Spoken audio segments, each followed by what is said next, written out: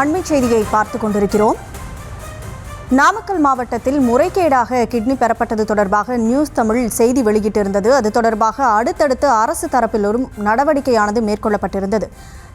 Kidney முறைகேடு நடைபெற்றது எப்படி, எந்தெந்த பகுதிகளில் இருக்கக்கூடிய மக்கள் இதில் இந்த புரோக்கர்களின் வலையில் விழுந்தார்கள், குறிப்பாக யாரெல்லாம் குறிவைக்கப்பட்டார்கள், எந்தெந்த மருத்துவமனையில் இருக்கக்கூடிய அதிகாரிகளுக்கு இதில் தொடர்பு இருக்கிறது உள்ளிட்ட பல்வேறு விஷயங்கள் நியூஸ் தமிழின் கள ஆய்வில் தெரிய வந்தது. வாழ்வாதாரம் இழந்து தவிக்கும் ஏழைகளில் முதலில் அணுகி புரோக்கர்கள் தங்களுடைய வலையில் விழ வைத்து இந்த கிட்னி முறைகேட்டில் ஈடுபட்டதாகவும் தகவலானது நமக்கு கிடைக்கப்பெற்றிருந்தது. இது தொடர்பாக பல்வேறு தரப்பிலிருந்தும் கண்டன குரல்கள் எழுந்த நிலையில் இந்த முறைகேடான சிறுநீரக மாற்று அறுவை சிகிச்சை குறித்து விசாரணை குழுவும் அமைக்கப்பட்டது. அதனைத் தொடர்ந்து இது தொடர்பான அறிக்கையும் தற்போது வெளியாகியிருக்கிறது.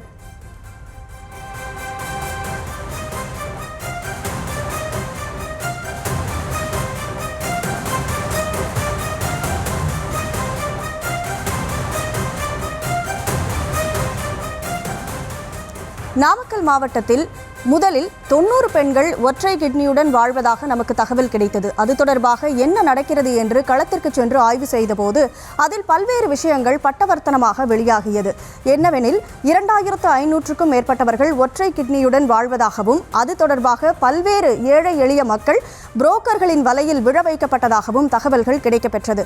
தொடர்ந்து இது தொடர்பாக நியூஸ் தமிழ் அரசுக்கு அழுத்தம் கொடுத்ததன் விளைவாக சுகாதாரத்துறை தரப்பிலிருந்து ஒரு விசாரணை குழுவானது அமைக்கப்பட்டது. அதன் தரப்பிலிருந்து இன்றைக்கும் அறிக்கையும் வெளியாகி இருக்கிறது. ஆரம்பத்திலிருந்து என்ன நடந்தது, என்னென்ன மருத்துவமனைகள், எந்தெந்த மக்கள் பாதிக்கப்பட்டார்கள், இந்த முறைகேடு நடைபெற்றது எப்படி என்பது போன்ற பல்வேறு விவரங்களை நமது செய்தியாளர் தங்கமணி வழங்கவிருக்கிறார். தங்கமணி, வணக்கம். நாமக்கல் மாவட்டத்தில் பல்வேறு தரப்பினரும், அதாவது 2500க்கும் மேற்பட்டவர்கள் ஒற்றை கிட்னியோட வாழ்வதா நம்ம தான் முதல்ல அம்பலப்படுத்தணும். ஆரம்பத்தில் இந்த விஷயம் நமக்கு எப்படி தெரிய வந்துச்சு, அதுக்கு அடுத்தடுத்து என்னென்ன விஷயங்கள்லாம் அம்பலமாச்சு, இப்போ வரைக்கும் அரசு தரப்பிலிருந்து இதற்கு என்ன ஆக்ஷன் எடுக்கப்பட்டிருக்கு, ஆரம்பத்திலிருந்து நடந்த முழு விவரங்களையும் தொகுத்து சொல்லுங்கள்.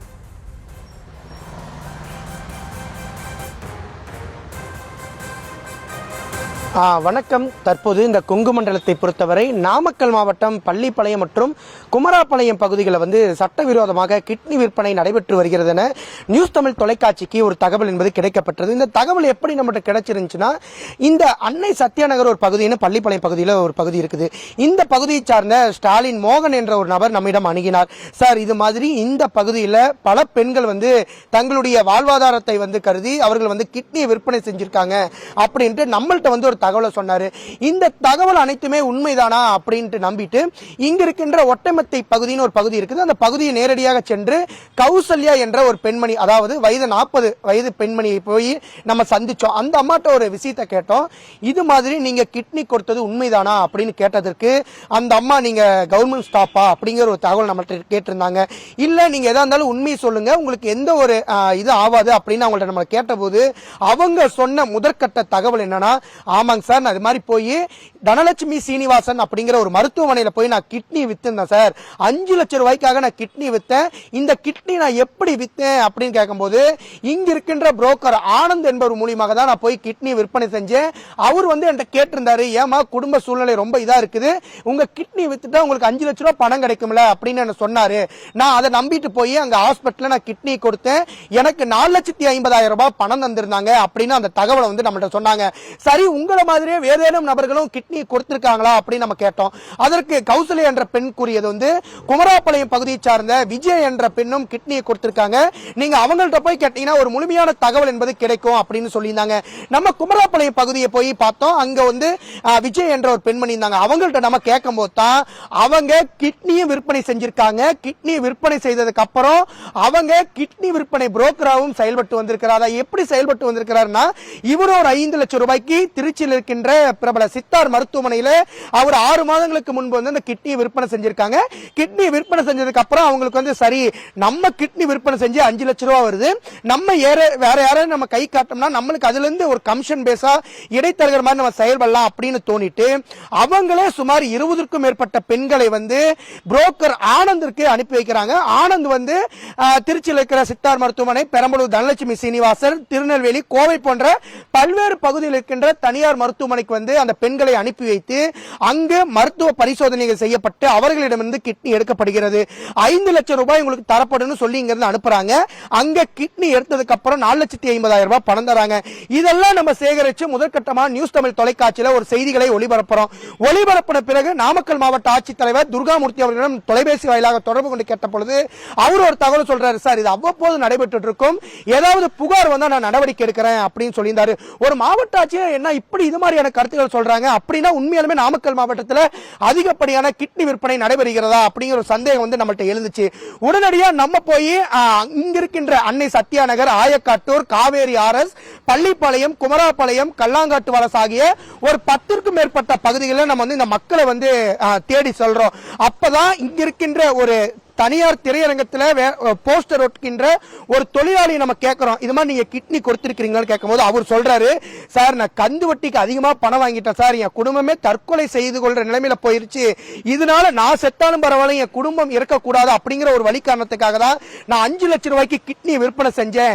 அங்க கிட்னி நான் யாருக்கு கொடுத்தேன்னு கூட எனக்கு தெரியாது. ஆனா அவங்க சொன்ன ஒரே ஒரு இது என்னன்னா, மருத்துவர்கள் கேட்பாங்க உங்களுடைய உறவினரான்னு கேட்பாங்க. ஆமா என்னுடைய உறவினர் தான் அப்படின்னு சொல்லிதான் அவங்கள்ட்ட நான் கிட்னி விற்பனை செஞ்சேன். இப்ப வந்து என்னால வேலை கூட செய்ய முடியல சார், ஏண்டா இந்த கிட்னி நான் விற்பனை செஞ்சேன் அப்படிங்கிற ஒரு மனநிலைக்கு நான் போயிட்டேன்னு சொன்னாங்க.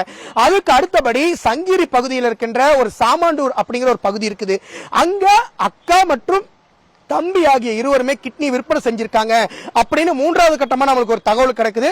நேரடியா அங்கேயும் போய் பார்க்கிறோம். அப்ப சொன்ன ஒரு தகவல் தான் மிகவும் திடுக்கிடும் ஒரு தகவல் வச்சுச்சு. ஒரு தம்பி லட்சுமணன் என்ற ஒரு நபர் வந்து சொல்றாரு, சார் நான் வந்து மைக்ரோ பைனான்ஸ்ல அடிமை ஆயிட்டேன் சார், என்னைய கந்து வட்டிக்காரங்க என்னுடைய தலையெல்லாம் உடைச்சிட்டாங்க, என் குடும்ப நலம் கருதி நான் கிட்னியை விற்பனை செஞ்சேன், காவேரி மருத்துவமனை என்கின்ற ஒரு மருத்துவமனையில தான் விற்பனை செஞ்சேன், என்னுடைய அக்காவும் விற்பனை செஞ்சிருக்காங்க, என்னுடைய தந்தை கடந்த 25 ஆண்டுகளுக்கு முன்பே விற்பனை செஞ்சாரு, அவரே கிட்னி விற்பனை செஞ்சு நல்லா இருக்கிறாரு, நம்மளும் கிட்னி விற்பனை செஞ்சிடலாம் அப்படிங்கிற ஒரு முடிவுல தான் நானும் எடுத்து கிட்னியை நானும் என்னுடைய அக்காவும் விற்பனை செஞ்சோம் அப்படின்னு சொன்னாரு. அதற்கு அடுத்தபடி இங்க இந்த காவேரி ஆர்எஸ் என்கின்ற ஒரு பகுதியில மட்டும் கடந்த 30 ஆண்டுகளாக சுமார் 60க்கும் மேற்பட்ட பெண்கள் 25,000, 30,000, 35,000 ரூபாய் வரைக்கும் அவருடைய ஒற்றை கிட்னியை விற்பனை செஞ்சிருக்காங்க. அங்க ஒரு தனியார் தொண்டு நிறுவனம் வந்து ஒரு சர்வே எடுக்கிறாங்க. 10 ஆண்டுகளுக்கு முன்னாடி 10 ஆண்டுகளுக்கு முன்பே வந்து 1,536 நபர்கள் கிட்னியை விற்பனை செஞ்சதா அப்ப தகவல் என்பது எடுக்கப்பட்டிருக்குது. கடந்த 10 ஆண்டுகளுக்கு முன்னாடியே 1,500 பேர் எடுத்திருக்காங்கன்னா இப்ப சராசரியா ஒரு 2,500 நபர்கள் இங்கு ஒற்றை கிட்னியுடன் வாழ்ந்து வருகிறார்கள் என்றுதான் குறிப்பிட வேண்டும். தொடர்ந்து நியூஸ் தமிழ் தொடர்ந்து செய்திகளை ஒளிபரப்பப்பட்ட நிலையில சுகாதாரத்துறை சார்பில் ஒரு குழு என்பது அமைக்கப்பட்டிருந்துச்சு. அந்த குழுவினுடைய திட்ட இயக்குநராக வினித் ஐஏஎஸ் என்பவர் தலைமையில் ஒரு குழு அமைத்து அந்த குழு நாமக்கல் மாவட்டத்துக்கு வருகை தந்தாங்க. திருச்செங்கோடு வருவாய் கோட்டாட்சியர் அலுவலகத்தில் ஒரு ஆய்வுக் கூட்டம் நடந்துச்சு. இந்த ஆய்வுக் கூட்டத்தை முடிவடைந்து இங்க இருக்கின்ற நாமக்கல் மாவட்டத்தினுடைய சுகாதாரத்துறை இணை இயக்குனர் ராஜ்மோகன் தலைமையிலான குழுவினர் மற்றும் இந்த சுகாதாரத்துறையினுடைய திட்ட இயக்குனர் ஆகியோர் தலைமையில் இந்த கௌசல்யா மற்றும் இதர பெண்களிடம் விசாரணை நடத்தினாங்க. விசாரணை முடிவடைந்து இந்த அறிக்கை எப்பொழுது வெளியில வரும் அப்படின்னு இங்க இருக்கின்ற பகுதி பொதுமக்கள் பார்த்துட்டு இருந்தாங்க. ஏன்னா இந்த பகுதியில் மட்டும் 2,500 நபர்கள், இந்த குமராபாளையம் தாலுக்கால மட்டும் 2,500 நபர்கள் கொடுத்திருக்காங்க. இந்த நாமக்கல் மாவட்டத்திலே எத்தனை பேர் கொடுத்திருப்பாங்க அப்படின்னு ஒரு அதிர்ச்சி தகவல் இருக்குது. தொடர்ந்து இந்த பகுதியில் இந்த மக்கள் வைக்கின்ற கோரிக்கை என்னன்னா, நாங்க எங்களுடைய குடும்ப சூழ்நிலைக்காக நாங்க கொடுத்துட்டோம், இப்ப எங்கனால உயிருடன் கூட நாங்க நடைப்பிணமாக தான் வாழ்ந்து வருகிறோம் அப்படின்னு ஒரு தகவலை நம்ம சொல்றாங்க. ஒரு அம்மா கிட்னி கொடுத்திருக்காங்க, தற்பொழுது அவர்களால் எழுந்திருச்சு கழிவறை செல்ல முடியல, அவர்களால் சமைக்க கூட முடியவில்லை. ஏனென்று குறிப்பிட்டால் அவர்களுடைய 2 கைகளுமே தற்போது செயலிழந்து காணப்படுகிறது. ஏனென்று குறிப்பிட்டால் இவர்கள் இடதுபுறமாகவோ அல்லது வலதுபுறமாகவோ அந்த கிட்னியை வந்து எடுக்கிறார்கள். அந்த கிட்னி எடுத்த பிறகு அவர்களுக்கு வந்து உடல் உபாதைகள் வந்து ஏற்படுகிறது.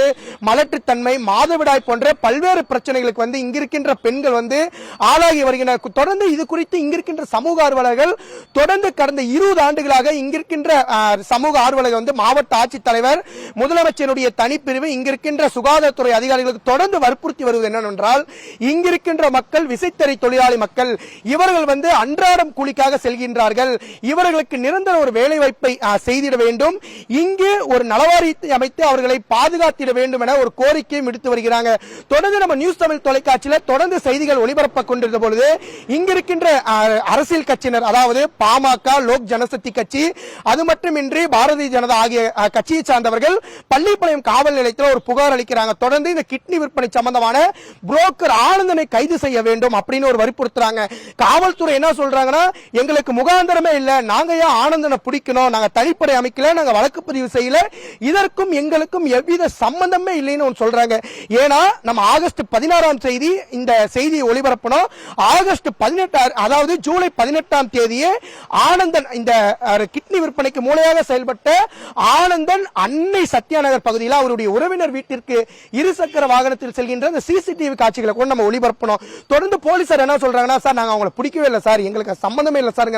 ஒரு குற்றத்தை நடத்திய ஒரு நபரே இந்த பகுதியில் சுலபமா இருசக்கர வாகனத்தில் போறாரு.